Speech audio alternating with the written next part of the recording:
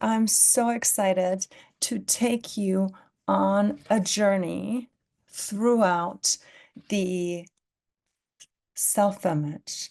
So let's just kind of start and get grounded. Initially, I would just love for you to come into the space with me.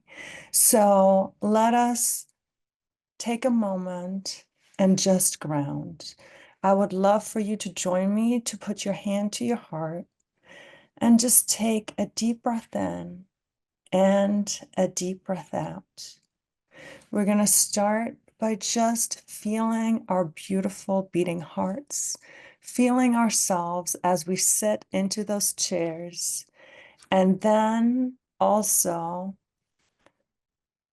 just taking a breath of life, feeling just the love of the universe, the energy of everything rushing in. And as we set this intention, I want to remind you that you are all divine and that self-image is really the sacred reflection of the heart. So as I take you through this journey of self-image, realize that you are already perfect, that you're divine, and that everything that happens is going to be beautiful and whole, and you too are whole on the inside. Now, who am I? And I am going to put a now in there. So first of all, I am a national expert emergency medicine physician. I am an aesthetic medicine physician and med spa owner. I am an international speaker, coach, author, and I am a heart healing practitioner, bridging science and spirituality. And I want to so thank Natasha and her team and the School of Healing Mastery, not only for allowing me to be here and share and be a co-author in this incredible book that we published, but also for healing my heart and introducing me to heart healing, which has really made all the difference because I put that now in there. Why did I put that now in there? Because it wasn't always like this. I looked so successful on the outside. I was a physician, I was a mom, I live in $1 million home, but inside I felt like I wasn't enough. And heart healing and healing my heart changed all of that. Let me quickly go onto my story or what the story felt like on the inside. Now, I grew up not feeling worthy. I grew up never being told that I was loved. I grew up being told that I was worth less than the dirt of the earth. And, when you grow up in that sort of way, and those are the messages that your little child on the inside gets, then, the things that you attract in life, the way you feel about yourself are not ways that you feel worthy. So you let people treat you like you're not worthy because you don't feel like you're worthy. You don't feel like you matter. You don't feel like you are somebody who deserves love. And, like so many of us, this internal feeling of a void was what I compensated with success, right? Because I needed that external praise. And what gives you more praise in society these days? Nothing gives you more praise than if you are successful and if you get into your #1 residency and if you achieve and if you have that perfect lifestyle and if you just pretend to be perfect, because on the inside I felt so not perfect that I was building was this like facade and this mask of really feeling like needing to feel perfect. So I got admiration and praise because I felt so unworthy. And, I had all this outward success. I mean, I went to a very prestigious fellowship and, I achieved a lot. And yet inside, I felt so empty. And, at my low point, I had thoughts of that my children would be better without me, that the world would be better without me. And it is really healing my self-image and heart healing that shifted everything for me. So that is my story. And I don't know if any of you resonate with that story at all. Um, I definitely think that there's a lot of very successful people. I listened once to an interview with Alex Hormozy, and he talks about how even when he was $60 million rich, that he felt so poor and that he was so afraid that people would find out how poor he really was, which I thought was interesting, but that really speaks to self-image and how what really goes on the outside and what goes on the inside can be so connected when the heart is not healed and when our inner voice and our inner self-image is that of brokenness, of unworthiness, and unhealedness. So let's step a step back and talk about what is self-image. So the self-image is really a subconscious picture of who and what we believe we are. So it is the representation of self in your mind. It is that internal world of all the nuanced things that we believe about ourselves. It is what shapes our choices, our relationships, and our success.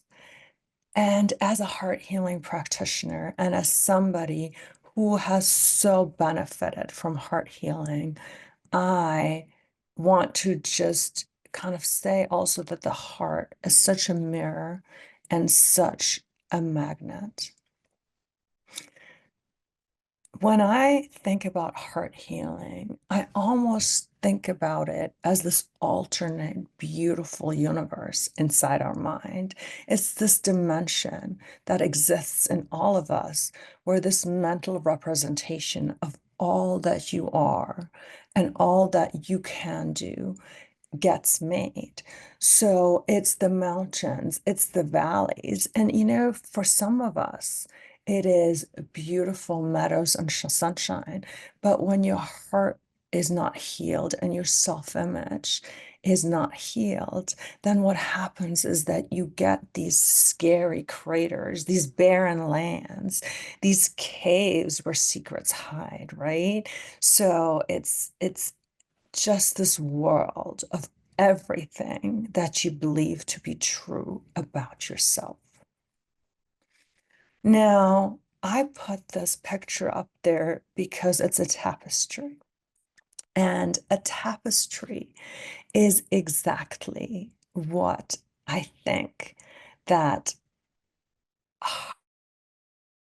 it's a tapestry that gets woven over time, right? Because when we're born, we are born without any preconceived notions of ourselves. We are just born perfect and as children, and we open our eyes and we take our first cry. And then the world teaches us everything we believe to be true about ourselves. So, like in this tapestry, strings get woven through experiences. So, that kid that picks on you at the playground, tapestry thread, the teacher that tells you that you probably are never smart enough to go to college, tapestry thread. That one time somebody praises you for being quiet and a good girl, tapestry thread. I hope you see kind of where I'm going with this, that the self-image is not something that's static, right? It's a tapestry where threads get woven and woven and woven.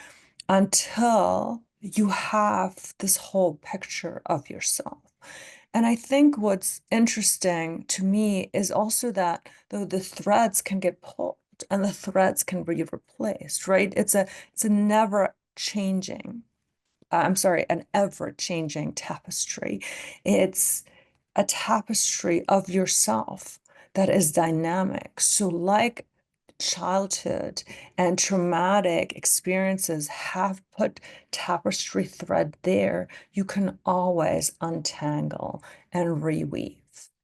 And also, I did love this representation of the tapestry because this representation of the tapestry is one of an internal world of self-image, right? You can see how there's valleys and how there's mountains and rivers and all the things that flow. This is obviously a very, very nice and healthy self-image, but it is really how I picture self-image and the world of self-image in my mind.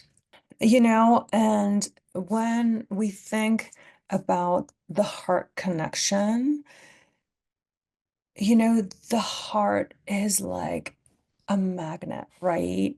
We know that the heart holds a frequency that's stronger than anything else. So when your self-image is aligned, you feel the sense of peace. You are in your purpose and you are in your own power. When your self-image is misaligned, that's when fear comes in.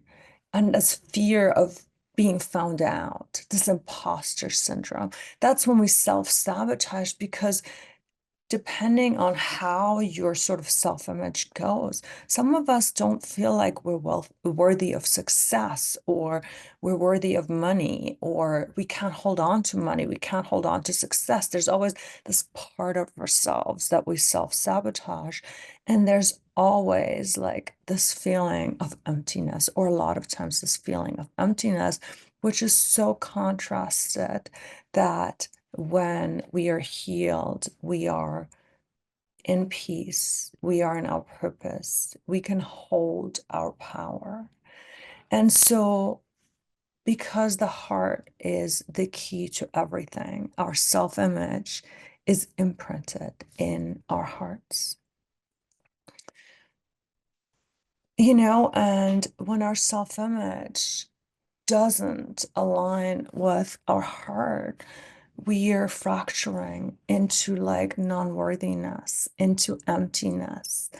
And it's just a sad, sad kind of place.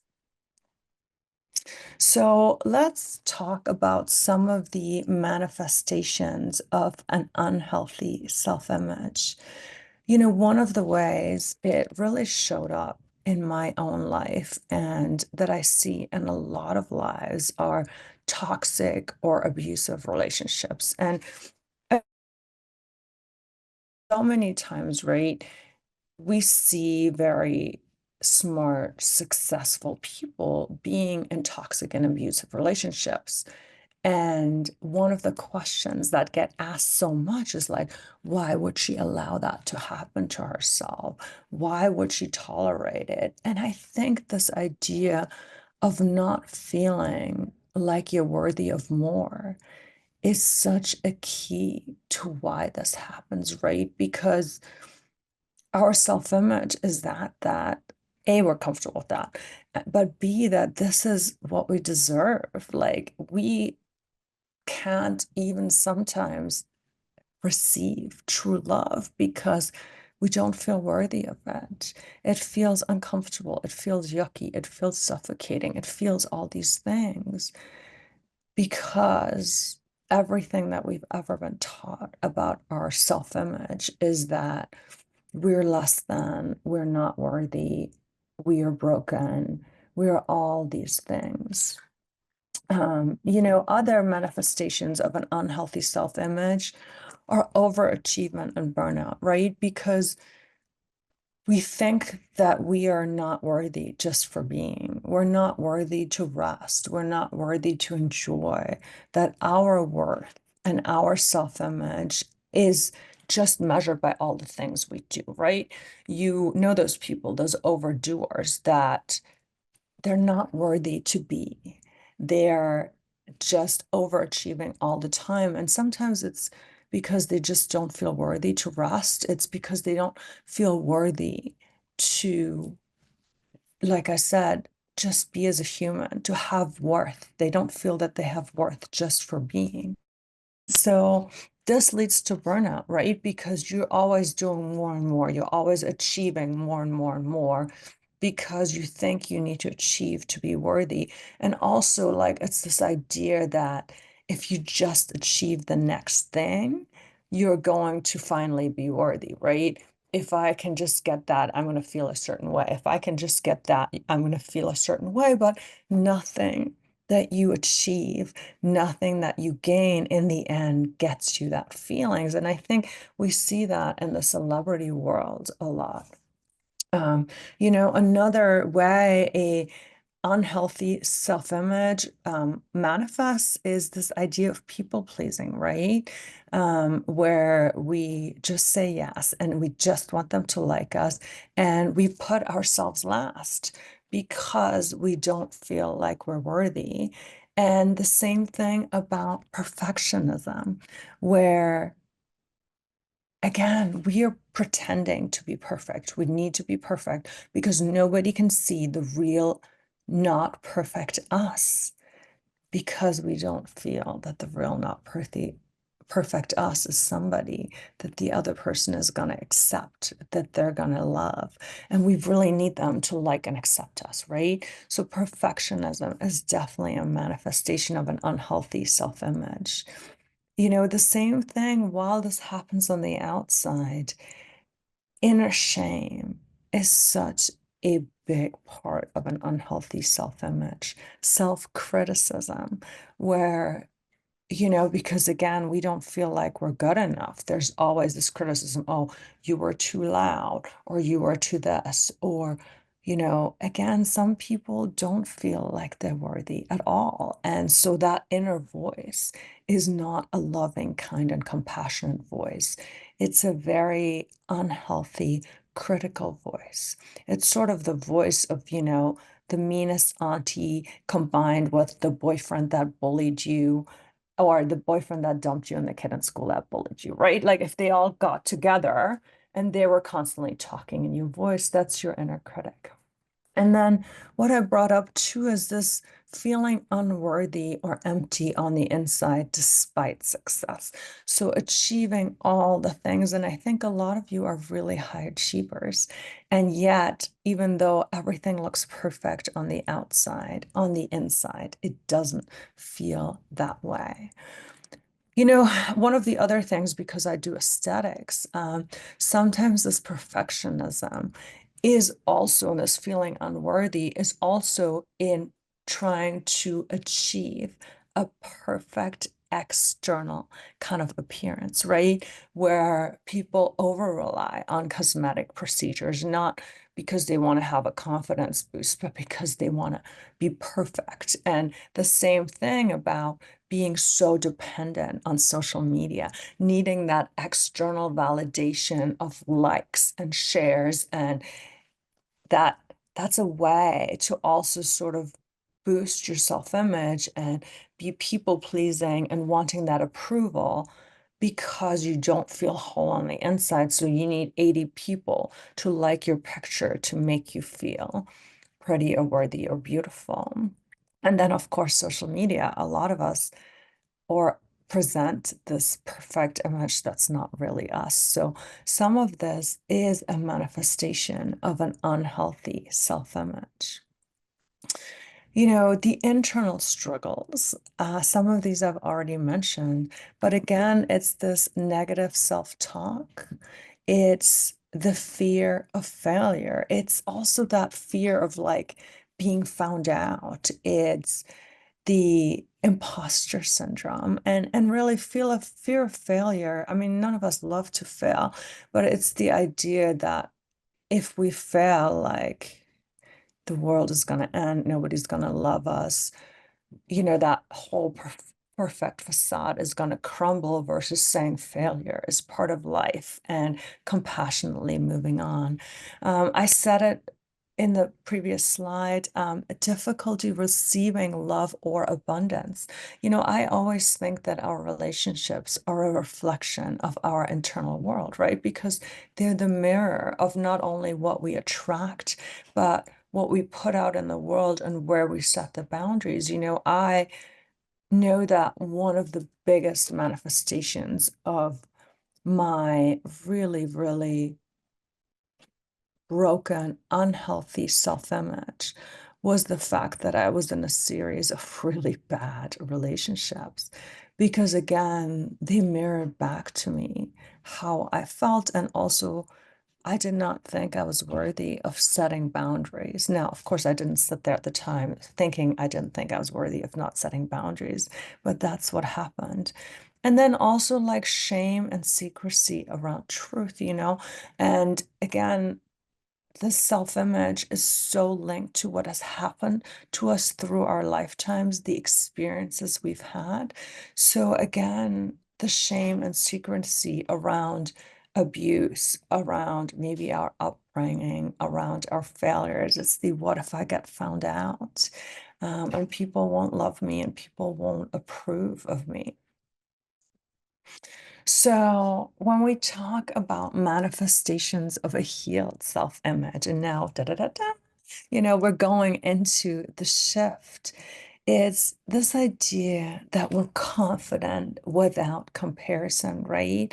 I can be confident and proud of, let's say, the business that I built, even if somebody else has a business that makes 10 times as much as me, because it does not change the business that I built, right? It's the same thing about any of our own achievements and any of our own attributes, right? We don't have to be the best. We can love on ourselves. And I don't mean like a weird, grandiose kind of narcissistic love. I can just mean that we can really be our best cheerleader and our best friend and love ourselves with our faults, with our flaws, with all of the things that might be not perfect. Because again, it's not a comparison. I can applaud Jane and Suzanne and Aaron and everybody else who speaks in the summit and love them, and at the same time be proud of my work and my progress. And this is sort of the next thing on the slide. It's self-compassion. Self-compassion is one of the most wonderful tools to not only love yourself, improve your life, but really be kind to yourself and heal your self-image. Because if you are healed and you feel that you're worthy, you can be really kind to yourself. Like I can say to myself, case in point, wow, like you had some tech struggles there, but you know what? You still showed up and you gave an incredible talk, and you've given so many Zoom talks before. How could you know that this time your screen share wasn't gonna work? Instead of beating myself up for it, because I have legit given hundreds and thousands of Zoom talks and my screen share always works. So like there was no reason to believe it wasn't gonna work, and here it did. And I can be very compassionate to myself that there was a little hookup at the beginning, and you know what? It happens. It happens to the most experienced speakers, and it's okay. It doesn't define who you are, right? Like, so again, it's the kindness in the moment for the big or the small things, you know? And then the next thing is the healthy boundaries without guilt. I think it's really, really, really important that we set healthy boundaries. And again, it's about feeling worthy of being having the boundary, right? If somebody encroaches that boundary, instead of putting their needs above my others, a healthy boundary protects me first, loves me first. Again, I'm not talking about taking it to the point of abuse. I'm talking about having that healthy boundary without guilt and saying, you know what, this is not going to work for me. Or wow, this is a red flag in dating. I'm not gonna let somebody tell me I'm stupid when they're supposed to be my cheerleader. No, thank you. Next. Like, or even just telling them that's not okay. So a healed self-image are those healthy boundaries without guilt, and also like not putting other people's needs, likes, and wants above others. The next thing is this authenticity, which is such a buzzword, but for me, it's really about showing up as your true self, not the perfect version, not the Instagram crazy filtered version. It's about showing up as who you really are. And showing up sometimes in the messy middle, sometimes without makeup, if that's your thing, versus sort of pretending that everything okay is okay. And let me tell you, when we show up authentically, we can also connect authentically, right? Because sometimes the interesting thing is that we think people want us as perfect, right? We're like, oh, they're gonna only love me if I'm perfect. But it's so much easier to connect on a human, authentic level when we can drop some of that BS, when we can drop the facade, because it's all like shields, right? It's because inside I'm like, oh, if they really find out who I am. But when I'm good about who I feel, when I feel good about who I am, I can drop some of that perfectionism and some of that BS and some of that pretense. And I can actually show up and authentically connect from a point of who I am as a human and be vulnerable. And that's also when true connection happened. Now, the next thing is to celebrate your body and your gifts. So I think too, as women, and I'm sorry for all the men in the audience, but as women, we kind of get body shamed so much. I posted a reel while I was in Spain for the summer, and it was like literally me in a bikini, a normal bikini, like walking around. And it was actually a reel promoting laser hair removal, saying, I haven't shaved in like however long, right? So you should get laser hair removal. And some of the comments I got on that were like down nasty about like how used up I look, how my body's only good if I'm 60. And you know what? Like I was totally like, F you.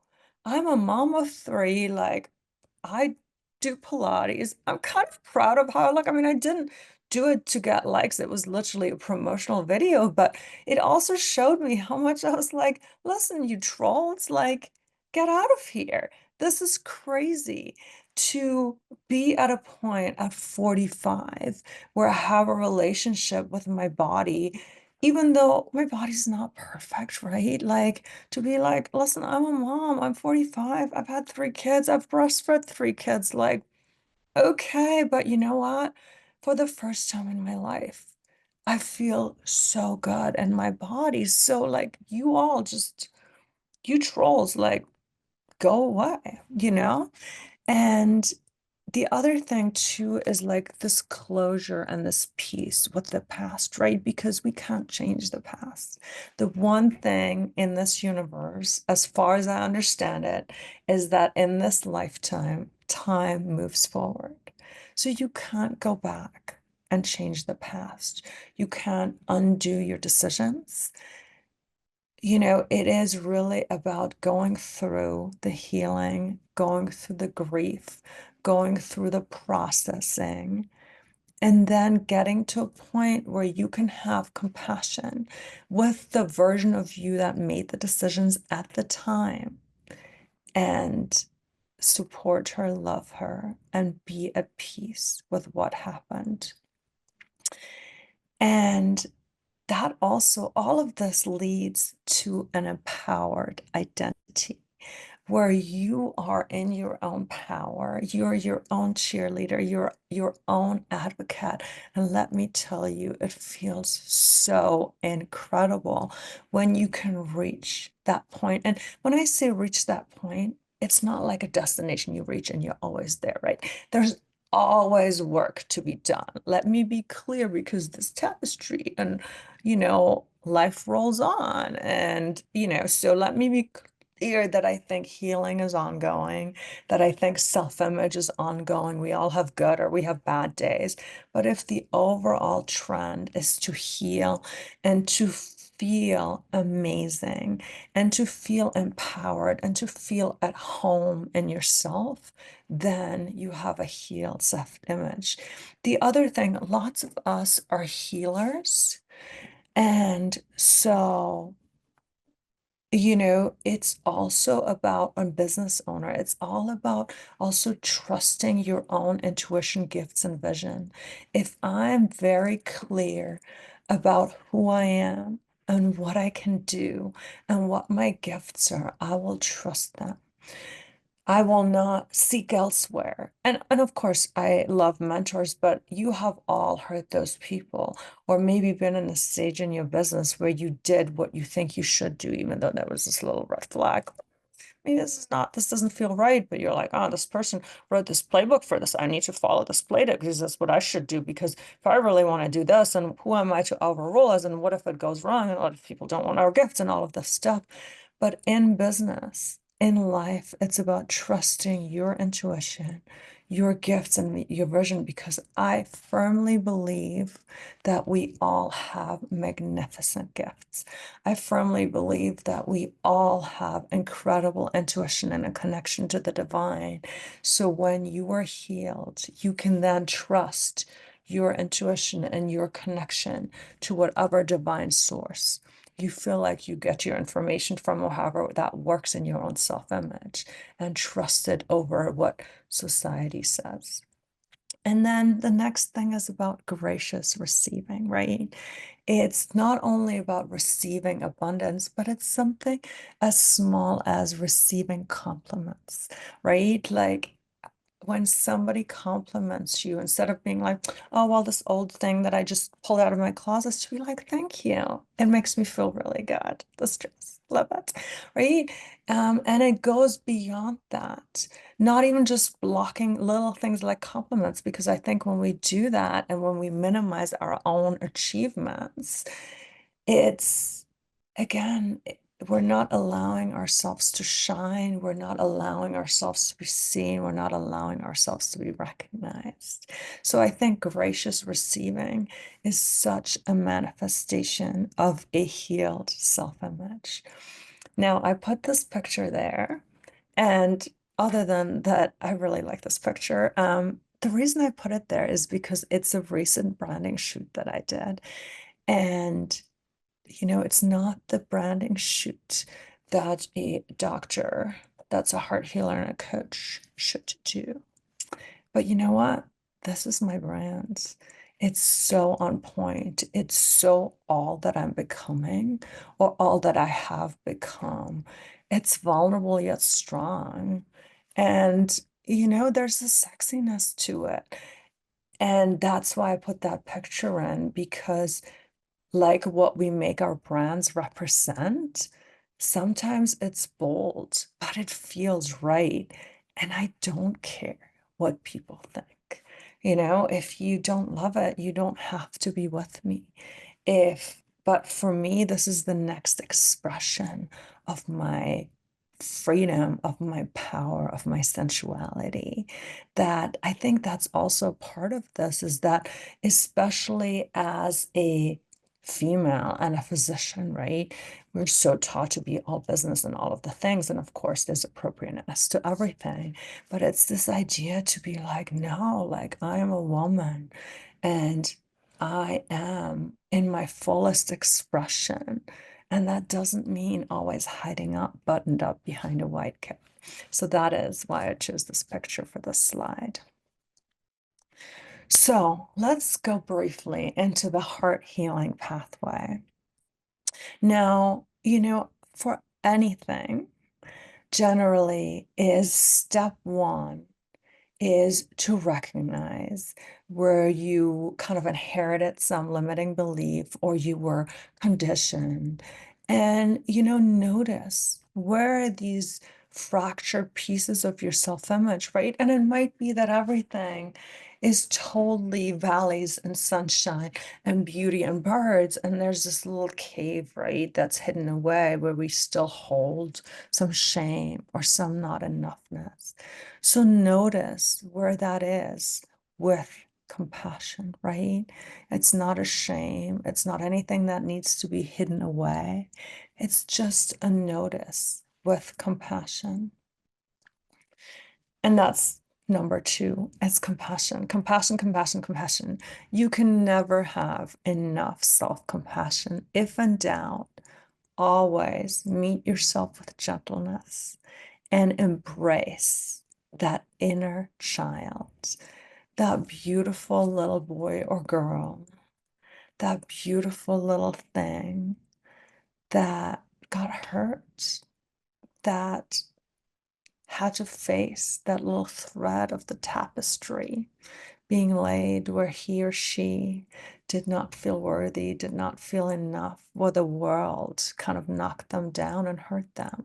So again, the most important step is always compassion and love towards yourself.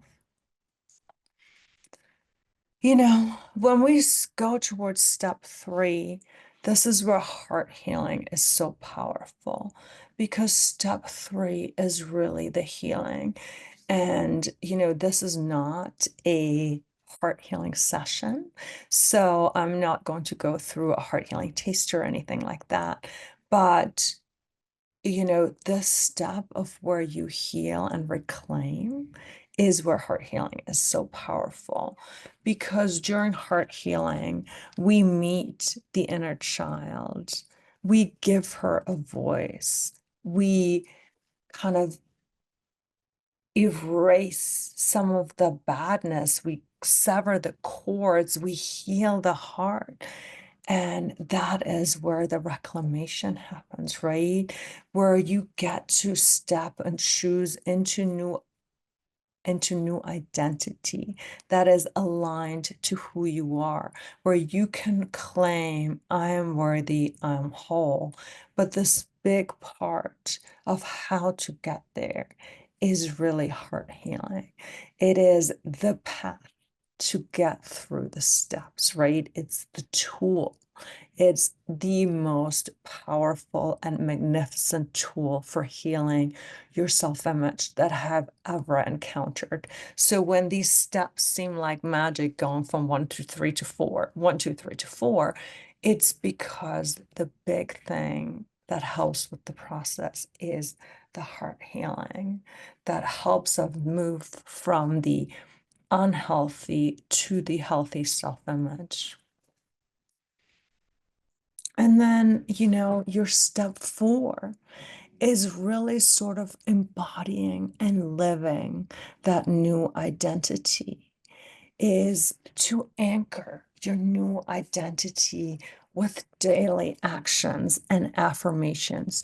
Because, we recognized, we met with compassion, we did this incredible heart healing, which, it seems like I'm skipping over the most important step, but promise, I, I promise you that the way to get there is with heart healing and through heart healing. I don't, need to demonstrate it because you can see it in the manifestation of all that happens. And so, once you're there, it's about embodying. It's about anchoring your new identity with daily habits, with daily action, and to live aligned with your heart's desires. with your heart's rhythm, with all that your heart wants. And, this is where we manifest all of our desires. And I think like a healed self-image is really the key to manifesting everything in your life, because who we believe that we are is the frequency that we radiate. So when I am embodying the abundance, when I'm embodying the worthiness, when I'm embodying this identity of somebody who is strong and kind and authentic, and yes, who has flaws and who has had so much stuff happen to them that they have survived and it's not broken them. I can manifest because I'm a match for the frequency. Only when I embody can I attract all of the things. And, healing ourselves and healing our hearts, it's not about vanity. It's about sort of the purest, about the most powerful and the strongest form of love. And, it's what heart healing is magnificent at. So, for a quick sort of closing practice, I would just love to do a little bit of a guided sort of intention setting where, again, now that we're in this energy of being healed, of being embodied, I just want you to close your eyes, put your hands on your heart one more time, and then just imagine your highest self approaching. Just imagine your highest self, and we connect with her during heart healing. But notice, how does she look? How does she carry herself? What are all the things about you and her that she believes? And what is it that your highest self wants you to know? What about you and your self-image and your life and your desire does your highest self want you to know?